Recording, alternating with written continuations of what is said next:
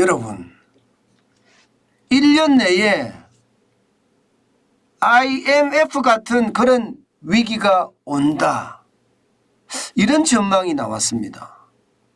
지금까지는요, 금융위기급 위기가 온다, 아니면 코로나 위기급 위기가 온다, 이런 얘기는 계속 있었지만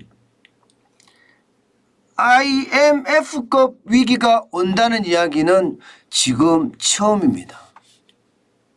그만큼 말입니다, 경기 침체의 깊이가 굉장히 깊어진다는 이야기입니다. 여러분, 이것을 한번 보세요. 한국경제연구원이 전망한 1년 내 위기 올 확률이 66%입니다. 66%. 굉장히 높죠. 예. 이 한국경제연구원이 1년 내 위기가 올 전망에 대한 지표들을 쭉 보니까 말입니다, 결국은 말입니다, 경제 성장률에 관련된 지표가 굉장히 많습니다. 뭐 경제 성장률이라는 게 여러분 알다시피 소비 분야가 있고요, 수출 분야가 있고 투자 분야가 있습니다. 이 소비, 수출, 투자가 경제 성장률을 이끄는 3요소거든요. 그런데 한국경제연구원이 지금 분석한 1년 내 위기 올 확률에 대한 그 조사들, 그 지표들을 보니까 이게 경제 성장률과 관련된 지표가 너무나 많습니다. 당장 말입니다, 무역 수지에 대한 지표가 들어갑니다. 여기에 수출 금액이 들어갑니다. 그리고 생산자 물가가 들어갑니다. 경기 선행지수 순환 변동치가 들어갑니다. 그리고 코스피 상황이 들어갑니다. 또한 600대 기업 경기 실사지수가 들어갑니다. 이 내용을 쭉 종합을 해보면 말입니다, 결국 한쪽으로 기결이 되는데 그게 경제성장률 전망치입니다. 예, 저는 그 속에서 말입니다, 실제 IMF급 위기가 온다는 이야기 굉장히 놀랍게 봤습니다. 게다가 말입니다, 한국경제연구원하고요, 매일경제신문이 여러분 보시는 것처럼 경제 위기감에 관련된 이게 측정 모델을 개발을 했습니다.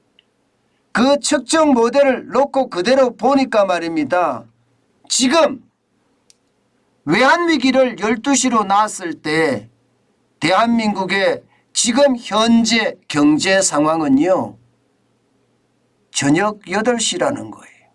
저녁 8시.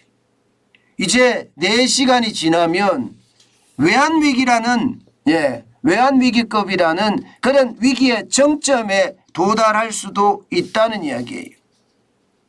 저는 이것을 보면서 말입니다, 지금 대한민국 경제는요, 주의 단계도 아니고요, 위기 예보 단계도 아니고요, 위기 경보 단계로 지금 진입을 했다, 이렇게 지금 이야기할 수가 있습니다. 여러분, 지금까지 위기라는 건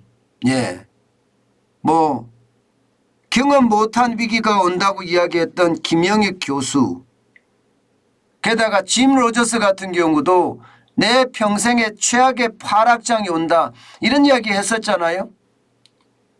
그런 이야기에 비추어 보면 말입니다, 이제 경제연구원에서조차도 경제 위기감이 그만큼 커졌다는 것을 보여주고 있다는 뜻입니다.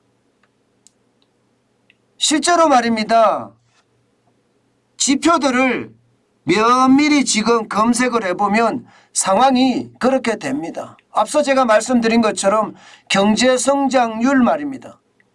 여러분 보시다시피 2022년 2분기에 0.7%를 성장을 했어요. 시장에서는 예측치가 0.2에서 0.5%였으니까 이거보다 월등하게 높으니 지금 선전했다 이런 분위기가 나오거든요. 그렇지만 여러분 0.7%라는 수치는요.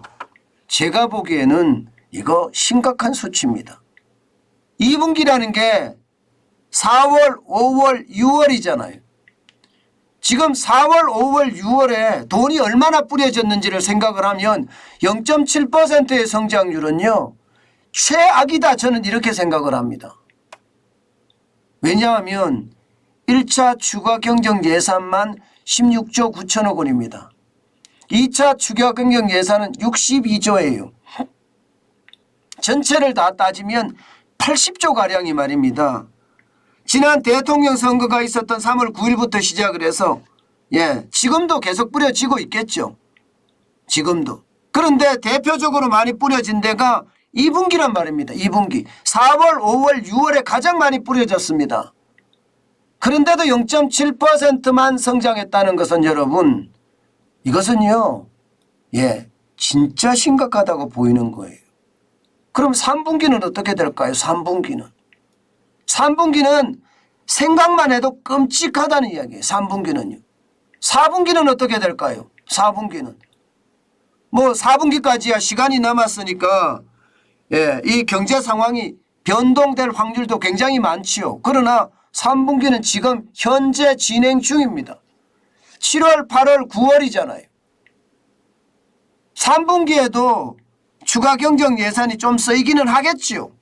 그리고 뭐 통장 안에 넣어놨던 돈 소비를 조금은 하겠죠. 그러나 2분기만큼 할까요? 그렇지 않다는 게 일반적입니다. 그렇게 되면 여러분 진짜 3분기 경제 성장률은 끔찍할 수도 있는 겁니다. 게다가 여러분 보세요. 경제 성장률의 어떤 핵심 요소가 제가 소비, 수출, 투자라고 했잖아요. 그 모두가 좋지 않습니다. 그 모두가 좋지 않습니다. 보시는 것처럼 그나마 2분기에는요. 정부가 돈을 많이 뿌렸으니까 민간 소비가 3.1%, 정부 소비가 1.0%, 건설 투자가 0.6%가 올라갔기는 해요. 그러나 기업은 투자를 하지 않습니다. 오히려 마이너스 1%예요. 수출은 이제는 급전직하예요. 떨어지고 있습니다. 마이너스 3.1%가 떨어졌고요. 수입조차도 마이너스 0.8%가 떨어졌습니다. 수입까지 떨어진다는 것은 여러분 수출이 그만큼 망하고 있다는 이야기예요. 수출이 그만큼 망하고 있다는 이야기입니다. 여러분도 알다시피 수출해봤자 이익을 못 내니까 그만큼 수출을 줄인다는 이야기가 되잖아요. 결국 말입니다. 수출이 계속 마이너스가 된다는 것은 600대 기업 경기 실사지수가 계속 망가진다는 이야기잖아요. 계속 망가진다는 이야기예요. 그만큼 나빠진다는 이야기고요. 수출이 이렇게 떨어지면요. 코스피는 어떻게 될까요? 불안에 휩싸일 수밖에 없죠. 당연히 경기 선행 지수 순환 변동치 앞으로 6개월 후에 경기를 나타내는 지표는 다 떨어질 수밖에 없습니다. 수입이 마이너스가 된다는 건 생산자 물가가 그만큼 떨어진다는 거고요. 결국은 말입니다. 1년 내에 위기가 온다는 것은 우리의 쉽게 말하면 달러 박스인 수출이 무너진다는 이야기예요. 여기에서 최악이 온다는 이야기입니다. 실제로 말입니다. 지금 무역수지가 장난 아니잖아요. 1월부터 시작을 해보면 무역수지가 계속 적자를 기록하고 있습니다. 이러니 1년 내 IMF급 위기가 안 온다는 이야기는 솔직히 말할 수가 없습니다. 무역수지가 보시면요. 2022년 7월까지예요. 상반기가 아니라 7월까지 무역 적자 규모가 183억 8,600만 달러입니다. 그중에 지금 7월이 81억 200만 달러나 됩니다. 7월이 지금 보면 여러분 상황이 나쁘잖아요. 그죠? 7, 8, 9는 3분기입니다. 3분기는 더 나빠질 가능성이 지금 크다는 게 지금 말입니다. 7월에 우리 무역 수지가 역대 최대가 될 가능성도 있습니다. 물론 지난 1월이 47억 4,600만 달러로 역대 최대였습니다. 그런데 7월도요. 만만치 않을 거다 이렇게 예상을 합니다. 만만치 않을 거다.